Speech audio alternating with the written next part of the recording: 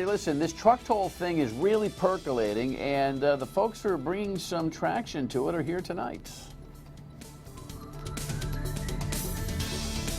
It's really kind of an impossible thing that I'd have all the folks who are bringing some traction to it, because what's nice is that there is a formalization of the activism against the Raimondo Road Works program, which is commonly known as dem truck tolls that don't make any sense. But one of the elective stalwarts is Patricia Morgan, and she's a guest tonight, as well as one of the members of the organization that stopped or helped to stop the Sakonnet River Bridge toll and is now transferring that constituent elbow grease to this whole big, massive $1.1 billion financial program that Gina Raimondo would like us to adopt. How are you? Thanks for coming in on this Friday night. As you know, if you watch the show on any kind of a regular basis, on Fridays we kind of skip the rundown and get to bigger picture issues. So with no further ado, let us do so. Here are a couple of headlines that have kind of grabbed attention. Yeah, folks showed up at the State House. That's what happens after the holidays when business starts to get real. Another headline here, kind of reflecting on the finally a cough up of what might be the 14 gantry locations for the truck tolls. And one of the leaders of the protest movement is here tonight and did her thing. We don't have to borrow money, we don't have to underwrite it and sell bonds, and we don't have to put up toll booths. So we can start sooner, and we can get the bridges done in the same 10 years. Okay, so as long as that's all we have to do, what the heck? Yeah, well, the money's in our budget. We really don't need to have any extra taxes, fees, tolls. We don't. The money is in our budget. It is so funny. It's less than 1%. Just yesterday, I ran into a well-known state bureaucrat, and I had an off-the-record conversation with that bureaucrat. And I said, really, off the record, is this the best that the governor can do here? And that bureaucrat said to me, you know what? Where are they going to get the money? We're going to have to borrow the money. Where are they going to get the money? And all I kept thinking is, well, tune into the show tomorrow night, and Patricia Morgan, the state representative, will tell you where you get the money. You've already been here a couple of times. By the way, welcome. Thank you. You look tired. Thanks for having me. You look tired. I've been working hard, right? I think you're right. We are getting momentum. Finally, we've been pushing and trying to get this out into the. You look great, but you look tired. You know, you know what I mean? You look like you've been working. Yeah. Okay, now you look really energized. Okay. Let's spend the next half hour talking about how you look. We're all punchy at the end of the week. No, but you look tired, but you look good tired. You look like you got a little stuff going on here.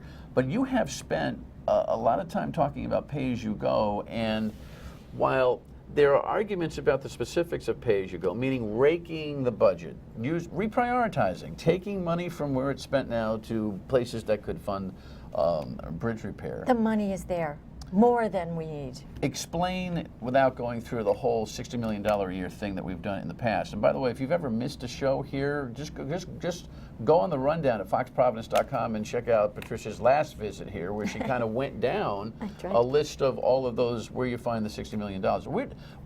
So people understand, where's the bulk of where you think that money is? All right, the two biggest pots of money are the DMV fees. You know, 2 years ago, we increased them. We increased licensing, registration, inspection fees by 300%, and we put gas taxes, we tied it to inflation. We said at the time that that money was going to be the permanent fix for our infrastructure needs. It's a big pot of money. It's about $25 million. This year it rises to about $60 million over 10 years.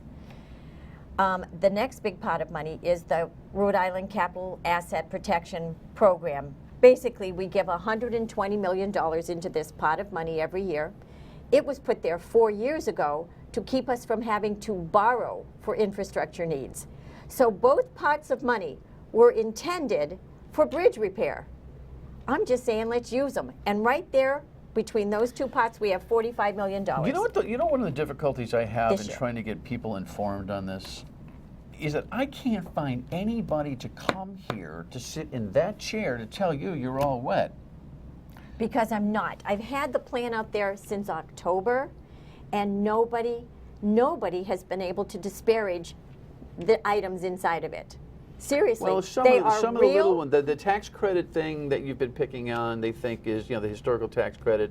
No, it's the film tax credit. Film tax credit. We pay 75%. The taxpayers pay 75% of all of the wages we get from the movie industry in Rhode Island. I think that's a bad deal for taxpayers. But I didn't decimate it. I actually left some of the tax credits there. But it's about prioritizing. If we really want to fix these bridges, the money is there. It's in corporate welfare, it's in wasteful spending, it's in non-critical mandates, and it's in those two big pots of money. Let me just, Jess, could you give me audio piece number 1 here on the speaker, just at the beginning of the session? I want to make it as efficient for the taxpayers, as lean as it could possibly be, pull as much of the risk, if not all of the risk, out of it, and move forward. Speaker Mattiello is being influenced by your efforts here. Tom Ward, the publisher of the Valley Breeze, wrote something the other day that we're going to talk about later, and that is what constituents can do to stop this whole thing. Yes. But he also wrote something else. Did you see the I piece? did. He wrote that it's gotten personal between you and the Speaker of the House, and that because you are a messenger, not the only one, but a messenger, that he is a stick in the mud, my words, about really seeing the intricacies of the pay-as-you-go. Do you think that's true? Do you think that there's a thing here that he wouldn't want to give you credit because you what's the matter with you? Well, I don't see he's anything not. matter with you. I think speakers are not used to battle? representatives saying, "No, you're wrong on this one." Right? I think they're used to representatives pushing the green button. That being said, I mean, I know that he's saying small tolls. That's like being 3 months pregnant. It's going to grow, right? Been there, it's going to grow. So you just can't even consider tolls. It's got to be off the table. The best way, seriously, the way that doesn't hurt our consumers, our small businesses, our trucking industry, is to take the money out of our budget. It is less than 1% of our budget. And we've demonstrated you can do it without touching social programs or vital services. I want to run this piece of audio. It's actually the second radio piece of audio, Jess. It's Bill Fisher, yes, the long one. And I apologize, we've got a lot of stuff we want to throw on the show tonight, folks. It's the long one. It's 1 minute and 40 seconds, and so struggle through it. But Bill Fisher, who represents the Truckers Association, laid out a financial argument that might even give you a little bit of vacation on the show for a second, because he did such a good job. Listen to this. In the RoadWorks plan, they're saying we are going to fix 453 bridges in 5 years. I want you to think about that for a second, because there hasn't been a lot of focus on that. The DOT just announced they're going to close the Dean Street Bridge, and it's going to be closed for a year to repair that. This DOT, no disrespect to the current director who's trying to reform that agency, but it's been plagued with bad press for 6 months on everything that's going on over there. And this DOT is going to fix 453 bridges in 5 years. I'm not sure anybody's buying that. And so let me finish this thought. If you can't surge, if you can't fix 453 bridges in 5 years, and we don't believe they can, why bond? And if you're not going to bond, why toll? We've got $300 million on the table that I can point to, between increase in diesel tax, registration fees, refinancing Garvey bonds, and this newfound pot of $102 million in federal money that's coming in. That's almost $300 million in 5 years to fix our roads and bridges, versus the governor who wants to pay $590 million in interest to get $560 million over a 30-year period. These numbers are starting to, they simply don't make sense unless you believe passionately that this DOT is going to fix 453 bridges in 5 years. That was a long piece for a radio piece of audio. Thank you for your patience on that. I just wanted to get a little reaction shot from the state representative. You actually, when we caught you doing this, rather than looking like this, practicing, what you said was chaos. Chaos. Chaos. Chaos. It can't be But done. that was a terrific It's not explanation. That Bill was, no one's really talked about, even if everybody thought the funding was a great idea, that the DOT could digest this project. Yeah. At the kind of stimulus dump for labor, politically, I think, that the governor wants to make it happen for, correct? Yeah. Right. You know, I It's know. a complicated bunch of stuff I know in the this Rhode thing now. Island Trucking Association offered up a huge increase, a 50% increase in the diesel fuel tax and more registration fees. And I honestly reject that too. I think those fees just really come back on the consumer, number one. And again, we don't need to do that to them. We don't need to cripple the trucking industry. You've seen what's happening already. Logistic departments all over in these big trucking firms are crunching how to stay out of Rhode Island. And it's not that hard. We are a little state. And by the way, And one thing that you said today on the radio, you called it the most intensive system of tolling in the country. It will be. You won't be able to move around Rhode Island without passing a toll booth. at least, well, without passing one. Never mind if your car ever gets tagged by one, and that's our eventual worry. We'll talk Sure. about that when we come back. Stay with us.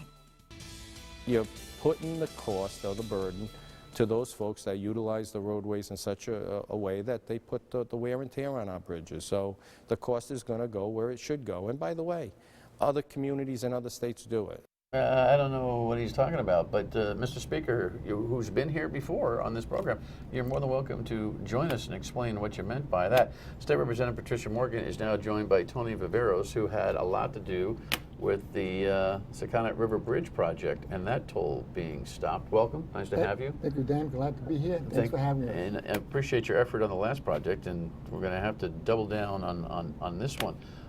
Pipe in when you want to. I just want to raise the question to the both of you.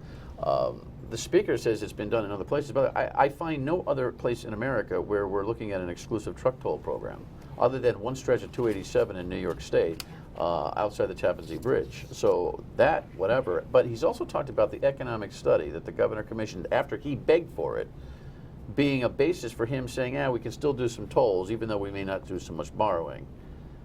Does that make any sense to you? None.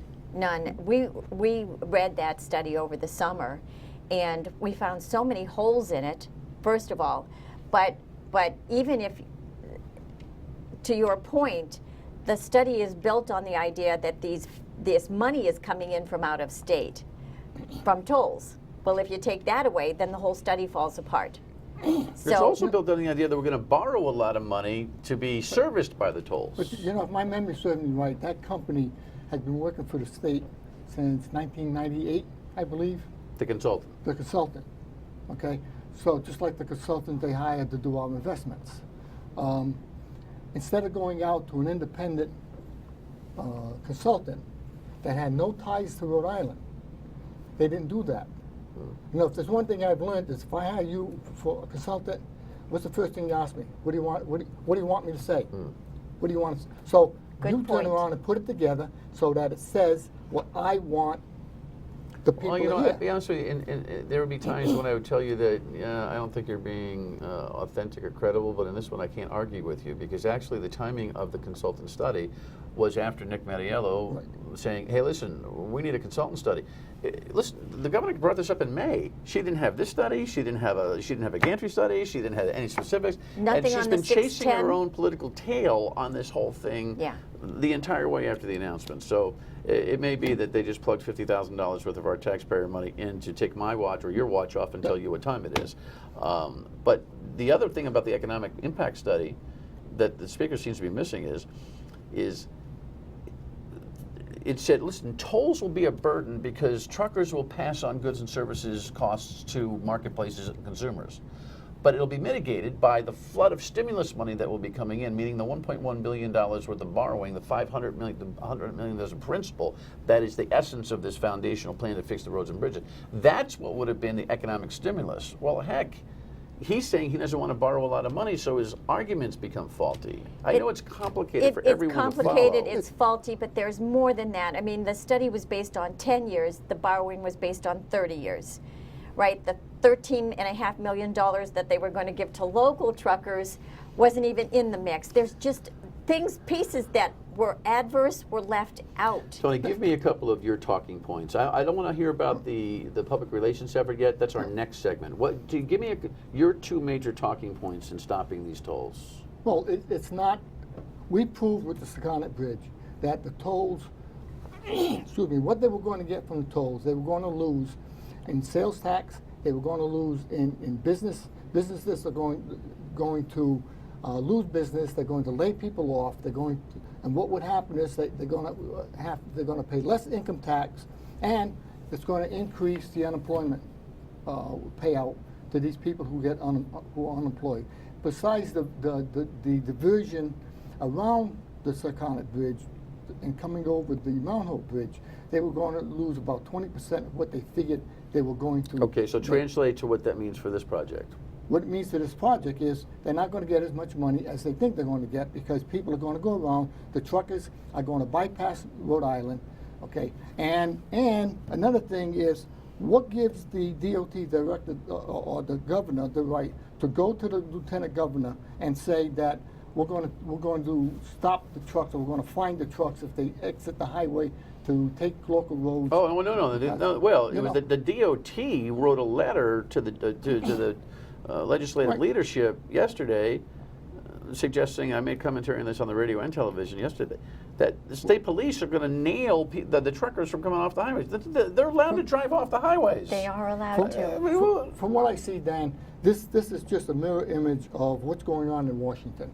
The hiding of the facts, the not telling the facts, stretching the facts, not telling the truth. Okay, not laying it out to the people. What do you think the motive is, if you're going to make that allegation? What do you think the motive is? The motive is that there's people that have to be repaid for a campaign, and the people putting pressures. The unions want more work for their employees. Now, I don't mind that. Being in construction for 40 years, the business manager's got to look out for that. The problem is that, number one, it's on the back of the taxpayers, and from what she wants to do, you're going to be working a short amount of time. The plan that Representative Morgan has put together extends it out, so instead of making a lot of money, paying a lot of taxes in a short amount of time, you can spread it out. You make less, but you pay less taxes, and you work longer. My position in construction was, hopefully, when my job was finished, the contractor had another one for me to go to. What bothers you more? The idea that there's a truck toll strategy, or that we're borrowing all this money? First of all, we're borrowing all the money. It doesn't work. It will eventually get the cars. Okay, the people are paying. Speaker Mattiello said it wasn't fair that the people in the East Bay paid for the rest of the state. But now he wants to toll the whole state. Mr. Savini, who worked hard to get the tolls with us, to get the tolls off the Secana, says no tolls on my bridge, but it's okay to put tolls on other people's bridges. I mean, let's be fair.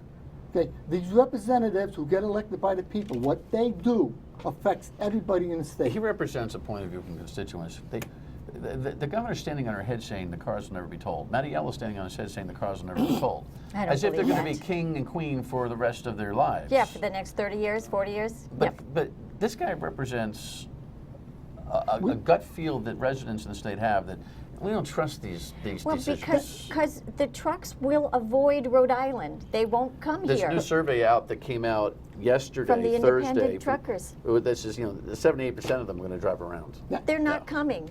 They're going to avoid Rhode Island. So when the revenue falls short, they're going to have to find it somewhere. And who's stuck here? The cars. State said, give us a lottery to fund education. They said, give us a 1% increase in the sales tax to pay the bond on the bank crisis. It's still there. Reimbursement of 6 on the auto tax. Okay, the state used to pick up the first $6,000 of the excise tax. They did away with that. I don't think I got Every time for time- all your list of broken promises here. All but I broken. appreciate you Well, just you bringing the notes. Just the two pots of money that I'm going to use, which is the DMV fees and the gas tax increases and the RICAP fees, the capital asset. Those were promised infrastructure. I'm just making them follow through on their promises. All right, when we come back, we'll talk about how a guy like this gets the word out. They've done it once. Can they do it again? So you- That is the online petition on the website stoptollsri.com.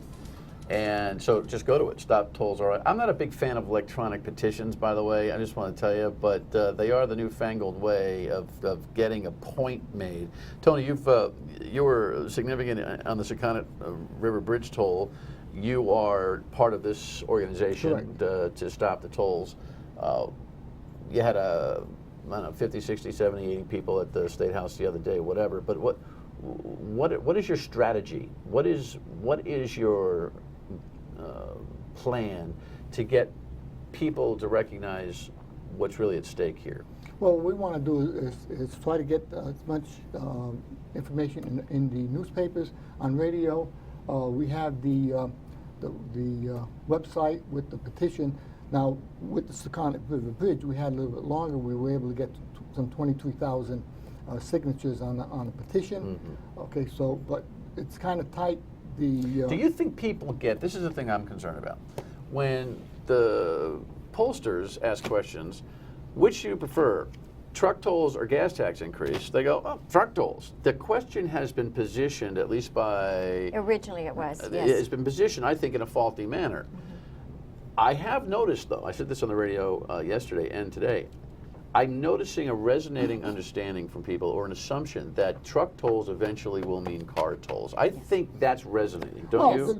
The proof is in the pudding. But they say, you're crazy, you're a gadfly, you're nuts, you're a rabble-rouser, you're making up stories. Well, what I said the last time when I talked to people to help us with the tolls, they said, why should I pay for your bridges? I don't use your bridges. Well, now the tolls are coming to them. This is the thing. They said, no, they're coming to the trucks. No. They're not Because coming to the trucks. when Everybody knows when they're coming either on the consumer's back or they're coming to your car. They're not going to the When a trucks. transportation cost goes up, that cost gets passed to the business. The business passes to the consumer. When the price gets to a point where the consumer can't afford that product, they don't buy it. Tell me where we are legislatively. I could talk to you all day and I'll have you back. Where are we We'll legislatively? I got 30 we'll be seconds. starting hearings. I mean, the bill isn't up from the governor But they yet. want this sucker done by the end of the month. You know, there are just too many faulty pieces of information that are coming out of the governor's office. Every time she comes out with something new, you pointed that out today on the radio, you find holes in it. It's just faulty information. I mean, she put 14 dots on a map and she called that transparency. What's the price of the tolls? You couldn't wait to get that I line had out. to get that out. But what's the price of the tolls? Where's the justification for the bus lanes? They want to use 80% Well, there'll be of the a money single on. hearing and they'll tell you all about it. But they're not giving us the information. Come back on the radio with me next week. And here, when you think you've got more stuff, just come on back. It's too important. Thank you. Appreciate it. Last word when we get back. Stay with us. The matter is that you've got to pay attention to this toll issue in a way that, in the context that it means something to you and your wallet. Whenever that happens, you go nuts. Secana River Bridge got stopped because you understood the money issues regionally and across the state. You know, anytime the money issues come up, it seems like you pay attention. If you think this is a truck issue alone, you're going to make a big mistake and you're going to pay for it down the line. We'll talk more about it as we go. You have a great weekend. We'll see you on the radio Monday at 12, of course. Bye-bye.